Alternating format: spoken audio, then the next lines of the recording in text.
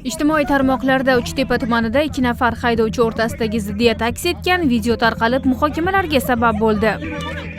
Ma'lum bo'lishicha, haydovchilar o'rtasida yo'l harakatidagi kelishmovchilik oqibatida janjal kelib chiqqan.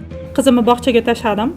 Sekin orqaga yurib chiqaman. Bu kishi mahalla ichida ikkita bog'cha bor yo'lda bosib kelayotgan ekanlar. Men ham mashinamni chetga olib tushdim. Nima xato qilgan ekanman deb. Men orqaga yurganimda ham meni orqamdan yuriladigan yo'l bor edi. Bu inson o'tib ketsa bo'lardi. Bundan battar so'kinishlar bo'lgan, bundan battar haqoratlar. Telefonimni qo'limdan yulib olib, telefonni bermasliklar. Men ertalabdan beri titrab o'zimga kela olmayapman.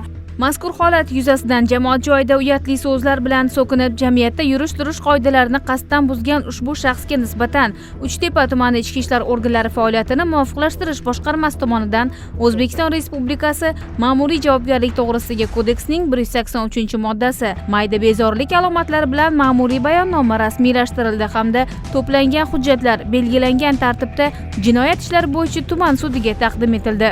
O'zbekiston Respublikasi Ma'muriy javobgarlik to'g'risidagi kodeksining 183-moddasi bilan ayblangan huquqbuzarga nisbatan 15 sutka ma'muriy qamoq jazosi tayinlansin. Men kechirim so'rayman. Boshqa qaytarilmaydi bunaqa narsa. Hurmat qilib yuraman, to'g'ri.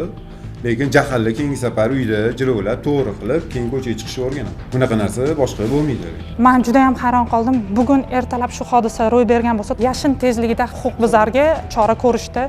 Juda ham xursandman va menga himoya orderi ham berildi.